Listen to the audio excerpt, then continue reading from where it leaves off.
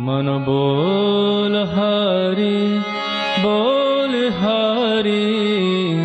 हरि हरि बोल।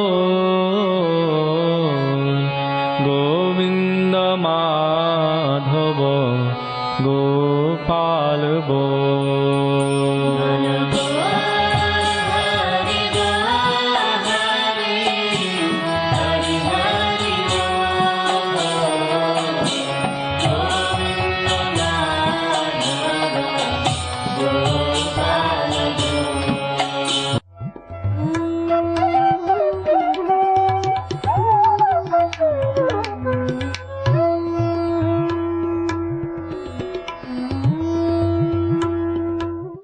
विष्णुपाद अष्टोत्तर शत श्री श्रीमद् भक्ति वेदांत नारायण गोस्वामी महाराज जी का शुभ आविर्भाव सन 1921 में बिहार के बक्सर जिले में मौनी अमावस्या के दिन अर्धरात्रि में हुआ था।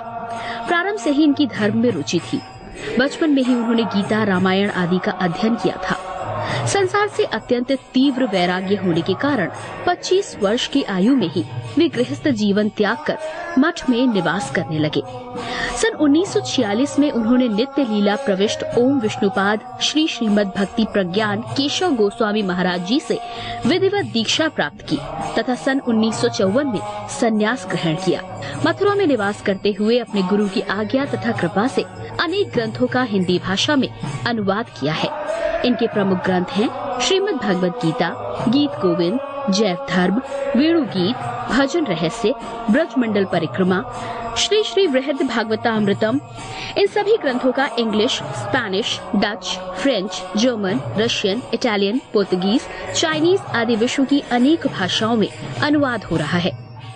लगभग पिछले 60 वर्षों से श्रील भक्ति वेदांत नारायण गोस्वामी जी महाराज ने भारत एवं विश्व के सभी प्रमुख देशों में शुद्ध भक्ति का प्रचार किया, अर्थात भक्ति योग की शिक्षा प्रदान की। श्रील गुरुदेव के भक्ति प्रचार कार्य से प्रोत्साहित होकर अमेरिका के ह्यूस्टन के मेयर द्वारा श्रीमान लीपी ब्राउन ने 31 मई सन 2003 को इन्हें ऑर्डिनरी सिटीजनशिप एवं गुडविल एम्बेसडर के सम्मान से विभूषित किया। सन 2003 में ध्वजाचार्य पीठ तथा विश्व धर्म संसद ने श्रील गुरुदेव को कृष्ण भक्ति, विश्व भर में सनातन धर्म के प्रचार प्रसार तथा ब्रजमंडल के संरक्षण एवं पुनरुद्धार हेतु अनेक अथक प्रयासों के लिए योगाचार्य की उपाधि से सम्मानित किया। इस प्रकार संपूर्ण विश्व में प्रेम धर्म का प्रचार प्रसार करते हुए श्रील भक्ति वेदांत नारायण गोस्वामी जी महाराज ने 29 दिसंबर 2010 को श्री जगन्नाथपुरी में अपनी भौम लीला को संवरण किया। वे अपनी दिव्य शिक्षाओं में और अपने निष्कपट आश्रित जनों के हृदय में सर्वदा विराजमान हैं। सबसे पहले मैं अपने गुरुदेव नित्य लीला प्रविष्ट ओम विष्णुपाद श्री श्रीमद् भक्ति वेदांत नारायण गोस्वामी महाराज जी के चरणों में अनंत कोटि दंडवत प्रणाम करता हूँ। नित्य लीला प्रविष्ट ओम विष्णुपाद श्री श्रीमद् भक्ति वेदांत स्वामी शिला प्रभुपाद के चरणों में अनंत कोटि दंडवत प्रणाम। परम गुरुदेव नित्य लीला प्रविष्ट ओम विष्णुपाद श्री श्रीमद् भक्ति प्रज्ञान केशव गोस्वामी महाराज जी के चरणों में अनंत कोटि दंडवत प्रणाम और अपनी पूरी गुरु परंपरा के चरणों में अनंत कोटि दंडवत प्रणाम। आप सब भक्तों का स्वागत। आज हम लगभग 60-62 साल पूरे हुए हमारे इस देश के गणतंत्र दिवस को मनाने जा रहे हैं। हम लोग दुनिया का सबसे बड़ा देश, गणतंत्र देश, आज ही के दिन 26 जनवरी भारत का संविधान बना है और ये संविधान देश को खुशहाल करने के लिए, आनंदित करने के लिए ये बना है।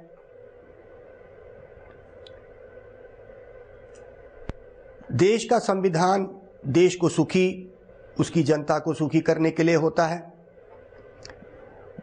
बहुत ही महत्वपूर्ण दिन पूरा भारत मनाता है इसको। ये ऐसे संविधान पारिवारिक स्तर पे भी चल रहे हैं। जैसे हर परिवार का अपना संविधान है, पिता आएगा तो बच्चों को नहला धुला के माँ अच्छी तरह तैयार करके खाना परोसेगी, उस समय पे परोसेगी। सबका संविधान पारिवारिक स्तर पे भी चल रहा है।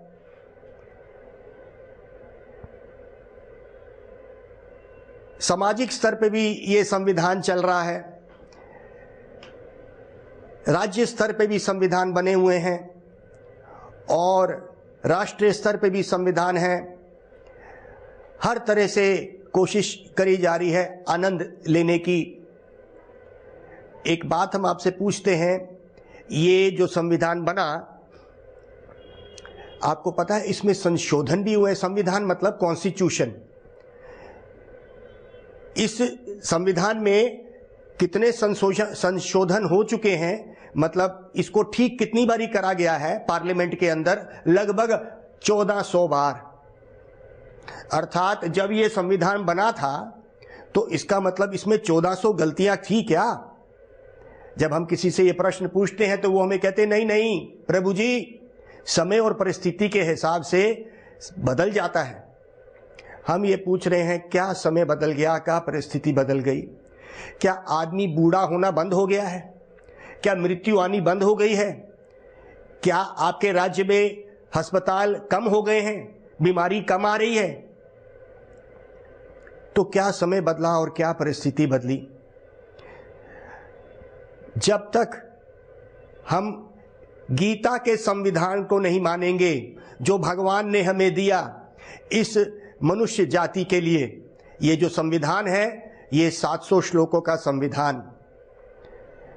हमारे स्वामी प्रभुपाद जब अमेरिका गए और हर साल जब वो वहाँ पे वॉशिंगटन डीसी में जाते थे, जहाँ पे यूनाइटेड नेशन संयुक्त राष्ट्र का सबसे ऊंचा एक वो ऑफिस है जिसको यूनाइटेड नेशंस कहते हैं, तो स्वामी जी वहाँ पे मुस्कुराते थे, कहते मैं हर साल आता हूँ, बजाय इसके कि सारे देशों को संयुक्त यूनाइटेड करने के लिए यूनाइटेड नेशन बना है, मैं लेकिन जब भी आता हूँ तो जितने भी नए नए झंडे मैं यहाँ पे देखता हूँ, इसका मतलब है कि हम अलग ही हो रहे हैं और खुश नहीं हैं, नए नए राष्ट्र पैदा होते हैं।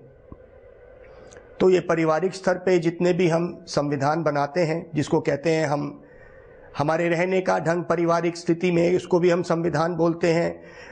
राज्य की स्थिति में, राष्ट्र स्थिति में, अंतर्राष्ट्रीय स्थिति में, सब जगह संविधान तो बने, लेकिन आए दिन उसमें संशोधन, उसको ठीक किया जा रहा है।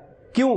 कहीं ना कहीं उसमें कमी है। लेकिन हमारा जो गीता का संविधान है जो 700 श्लोकों का बना हुआ है, इसमें कोई भी संशोधन ठीक करने की जरूरत नहीं है भाई।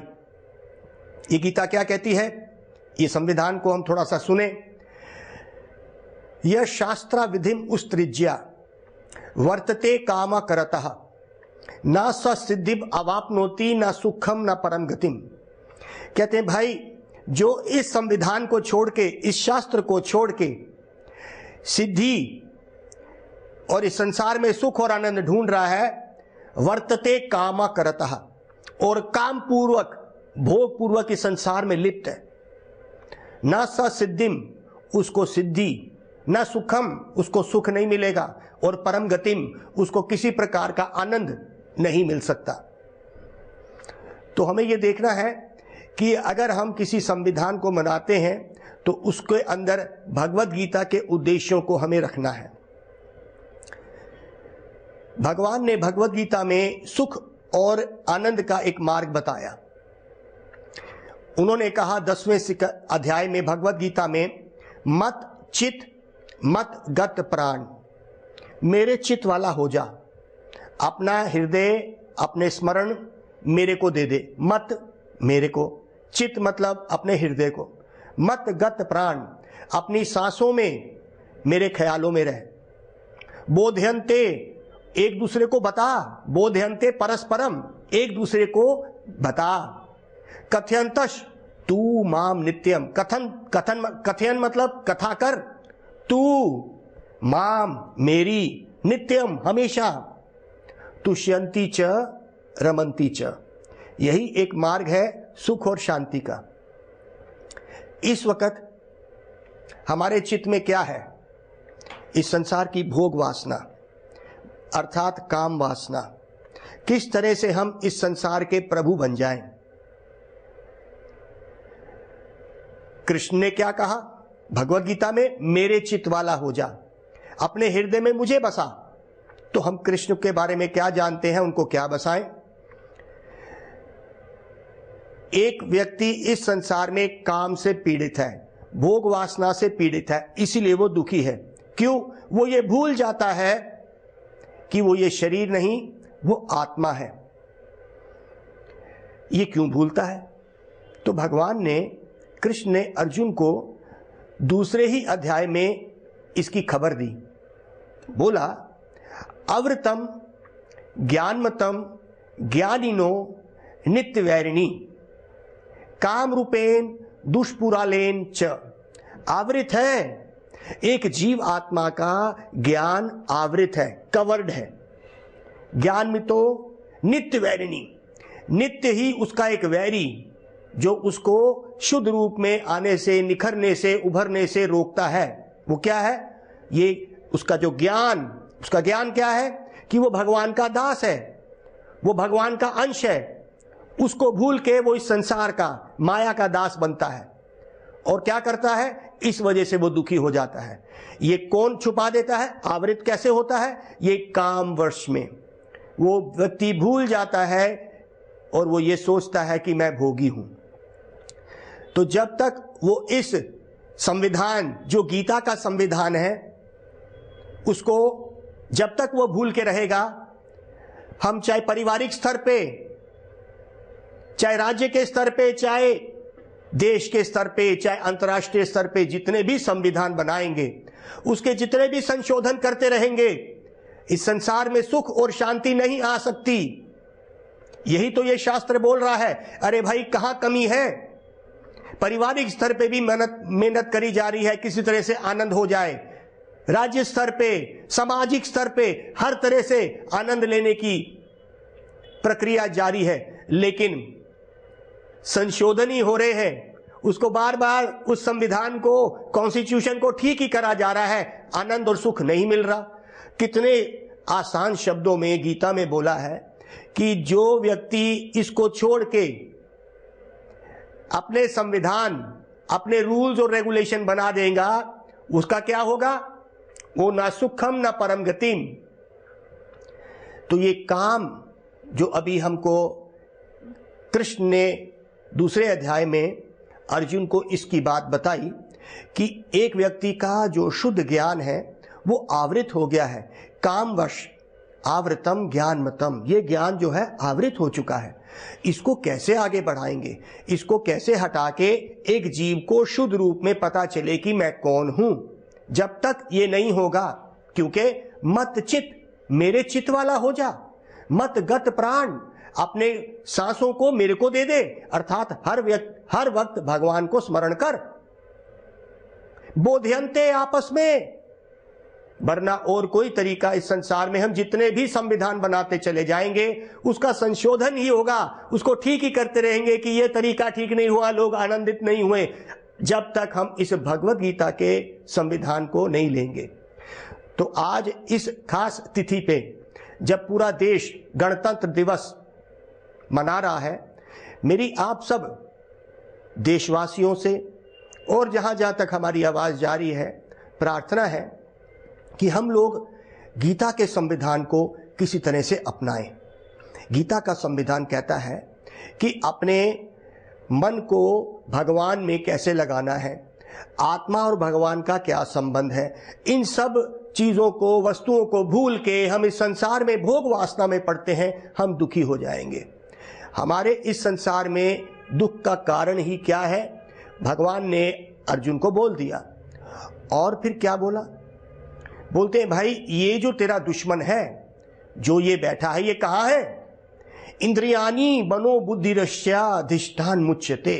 ये तेरी इंद्रियों में बैठा है, ये काम तेरे मन में और बुद्धि में बैठा है, और इसीलिए तेरे को तेरा असली जो स्वरूप है भुला देता है। अब मान लीजिए जो व्यक्ति अपने आप को भूल गया, वो कौन होगा?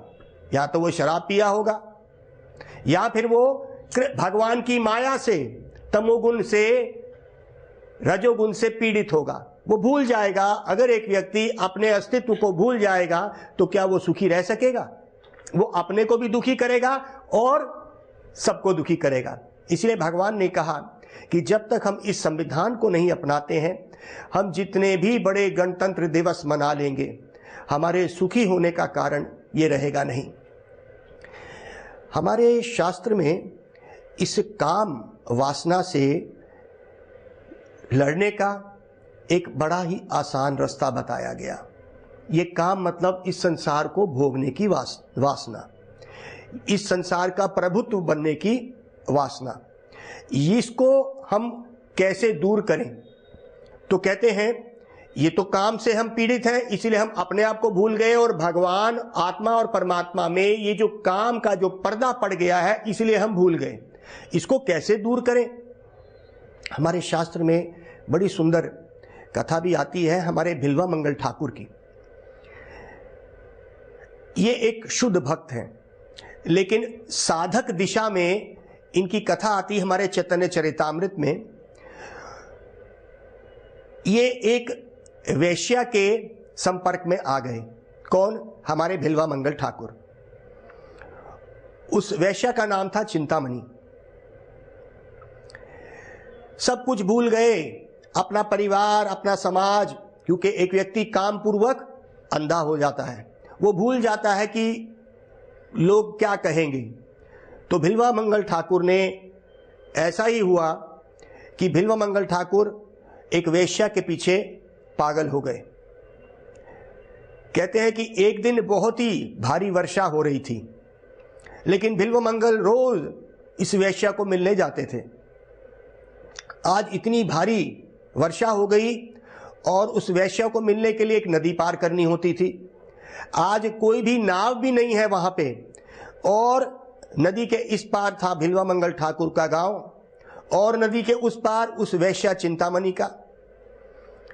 तो जब भिलवा मंगल ठाकुर उस नदी के पास पहुंचे तो उन्होंने देखा कोई नदी में कोई नाव नहीं है, लेकिन एक व्यक्ति काम पूर्वक पूर्ण अंधा होता है। एक मरा हुआ आदमी का एक शव आ रहा है, एक शव आ रहा था नदी में बहता हुआ। काम पूर्वक अंधे हमारे भिलवा मंगल ठाकुर, उन्होंने सोचा कि ये एक लकड़ी, एक पेड़ की लकड़ी आ रही है, उसी को लिपट गए और किसी तरह से उन्होंने उस शव को पकड़ के नदी पार कर ली। बड़ी बाढ़ आई हुई है, लेकिन सबसे ज्यादा बाढ़ तो हमारे इस दुखी मन में है जो दिखता नहीं है बाहर का बाढ़। भिलवा मंगल ठाकुर नदी पार कर गए और उस वेश्या के पीछे काम अंध होके आगे चल रहे हैं। कितने जीव जंतु, सांप उनको नहीं दिख रहे हैं, लेकिन वो चिंतामणि का जो घर था वो जंगल के बीचों बीच था, पेड़ के साथ में ही उसका घर था। पुराने जमाने में जो घर होते थे वो बांस के ऊपर होते थे ताकि कोई भी जानवर ऊपर ना आ जाए, तो ऊंचे बनाए जाते थे बांसों पे। पास में ही पेड़ था, उसमें सांप लटक रहा था और इतनी तेज बारिश, आंधी तूफान, तो भिलवा मंगल ठाकुर उस सांप को जो लटक रहा था उसी को रस्सी समझ के ऊपर चढ़ गए, क्योंकि काम में अंध है। ऊपर गए और खिड़की से कूद के उस वेश्या के कमरे में पहुंच गए। चिंतामणि ने देखा और वो बड़ी हैरान हो गई। वो इतनी हैरान हुई कि सच में ही आज भिलवा मंगल ठाकुर अपनी जान हथेली में रख के आया होगा, जो इतनी बाढ़ में भी उस दूसरे गांव से नदी पार करी होगी। कैसे करी होगी? तो उसके मुख से निकल आया कि अगर तुम्हारी इतनी प्रीति, जितनी प्रीति मेरी इस चमड़ी, इस शरीर, चमड़ी रूपी शरीर में है, अगर इतनी प्रीति तुम्हारी भगवान से होती तो तुम्हें सच में भगवान मिल जाते। उसी वक्त भिलवा मंगल ठाकुर को हृदय में लगा कि अगर मैं सच में ही ये प्रीति भगवान से कर लेता उसके हृदय में ऐसी कुछ जागरूकता हुई कि ये मल मूत्र का, ये चरम वाला शरीर, चमड़ी का शरीर, मल मूत्र की, जैसे गुरुदेव हमारे बोलते हैं, मल मूत्र की थैली से क्या आसक्ति। 9 छिद्र और 9 के 9 में बदबूदार वस्तु। वहीं से ही बिल्वमंगल ठाकुर मुड़े और चल पड़े वृंदावन की ओर, क्योंकि चिंतामणि ने कहा ना, अगर इतनी ही आसक्ति तुम्हारी शाम से होती, उस ब्रज के ब्रजेंद्र नंदन से होती, तो तुम्हें आज मिल जाते वो। बिल्वमंगल ठाकुर जब से मुड़े और चल पड़े हैं कहां पे, बड़े सुंदर सुंदर ग्रंथ हमारे बिल्वमंगल ठाकुर ने लिखे, कृष्ण करणामृत बिल्वमंगल ठाकुर के बड़े सुंदर। स्वयं कृष्ण भी सुनने के लिए उस ग्रंथ को आ गए हैं। हमारे शास्त्र में ऐसा कहा गया। कहते हैं कि बिल्वमंगल ठाकुर जब वहां से चले तो एक गांव रास्ते में पड़ता था। उस गांव में एक स्त्री थी, वो ज्यादा उम्र की नहीं थी, अभी नव विवाहिता थी। वो मटका पकड़ के कुएं के पास पानी भरने आई थी।